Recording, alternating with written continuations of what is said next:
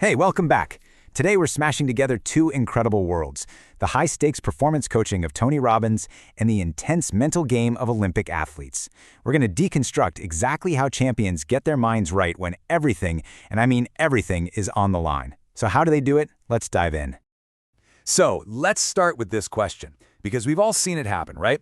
An athlete just dripping with talent, years of training under their belt, and then, at that final moment, they just falter. Why? Well, I can tell you it's almost never about a lack of physical skill. It's an identity crisis happening in real time, right there under the blinding stadium lights. And that, right there, brings us to the core concept for today, the champion's identity crisis. Look, this isn't just about feeling confident. It goes way deeper. It's about the fundamental story an athlete tells themselves about who they are. And that story, it acts like a thermostat, setting the absolute upper limit for what they can possibly achieve. Now, Tony Robbins has this fantastic way of explaining identity. It's not just a label you wear, it's a control system. So if you deep down see yourself as a top 10 contender, your brain will literally find ways to sabotage any performance that tries to go past that. It's wild, but you simply cannot outperform your own self-concept for long. And this is where it gets really interesting. It's the huge difference between hoping and being. A standard goal like, I want to win, is kind of passive, isn't it? It's a wish. But an identity-driven declaration, I am a gold medalist, that's a direct command to your entire nervous system. It's the difference between looking up at a mountain and declaring that you already own it. And this is so key. The battle isn't really won or lost in that final nail-biting second. Nope, it's won or lost in the mind, way before the starting gun ever goes off. Your brain is already running a script that you've handed it. So the real question is, what does your script actually say? Okay, so if a bad script is the problem, how in the world do you rewrite it, especially when you're under the microscope of global competition? Well, it's not about just thinking positive.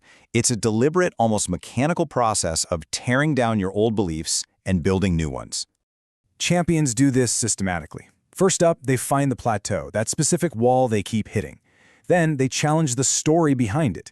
They ask the tough questions like, is it really true that I can't handle the finals?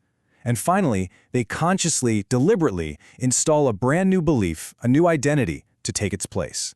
And this is what that new belief sounds like. You see the shift? It moves away from a fearful thought like, gosh, I hope I don't fail, to an unshakable, identity-based statement. This isn't just a happy little affirmation. It's a declaration of fact to your subconscious. It's telling your nervous system exactly how to act under pressure. And if you look at the brain science here, this new narrative is just incredibly powerful. It literally acts like a mental shield, filtering out all the noise. The expectations of millions of people, the nonstop chatter on social media, the pressure from coaches, it all just bounces right off. Because the athlete's internal reality is stronger than all that external chaos. But let's be real. What happens when, even with all that prep, fear starts to creep in right in the middle of the competition? This, my friends, is where the best of the best truly separate themselves. They have a pre-planned emergency protocol to hit the mental reset button in real time. It's basically a three-step drill. First, you have to recognize the fear state. You know, the tight chest, the shallow breathing. Second, you use a physiological anchor. Think of a tennis player meticulously adjusting their strings, or a sprinter tapping their foot in a very specific way. It's a physical trigger that snaps the brain out of that fear pattern. And third, you initiate radical motion, a powerful clap, a loud shout, a pound on the chest. That physical jolt overrides the brain's instinct to just play it safe. And the effect? It is immediate. We've all seen it, right? An athlete looks tense, they make one small specific gesture, and suddenly their entire presence changes. In just a few seconds, they shift their state from just trying to survive the pressure to one of absolute dominance. They're back in the driver's seat. Okay, so pulling yourself out of a nosedive once is amazing. But an event like the Olympics goes on for weeks, so how do you maintain that peak state day after day after day? This isn't about getting lucky or just having a good day, it's all about conditioning. Yeah, it's all about sustainability. A temporary high? It's totally unreliable. But a conditioned mindset? That's a fortress. It's a peak state that has been practiced so many times that it becomes the athlete's natural, go-to, default setting. And they build this fortress through daily rituals, often called priming. This isn't magic, it's work. It means starting every single day with powerful I am declarations to hammer home that champion identity. It means vividly visualizing the perfect performance until it feels totally familiar.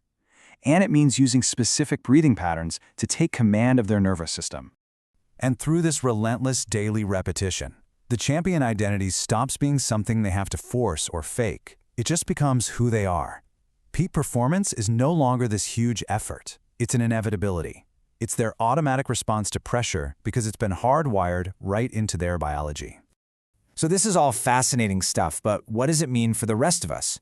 Well, these exact same Olympic-level identity shifts can be applied to any high-stakes moment in our own lives, whether it's a huge presentation at work, a really tough negotiation, or just a personal challenge you're trying to overcome. Here's a simple blueprint you can literally use today. First, audit your current identity. Be honest. What are the limiting stories you tell yourself about what you can and can't do? Second, define your aspired identity with total clarity. Who do you need to become to get where you want to go? And third, start installing that new identity with daily priming rituals, just like an Olympian. You know, when you boil it all down, it all comes back to one word: alignment. True peak performance, whether it's on an Olympic track or in a boardroom, happens when your psychological framework, your identity, and your physical actions are in perfect, unshakable synergy. Remember, your actions can only ever rise to the level of your identity. Look, the script for your performance is being written every single day.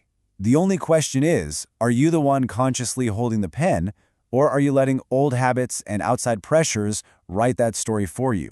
Because ultimately, that choice is always yours.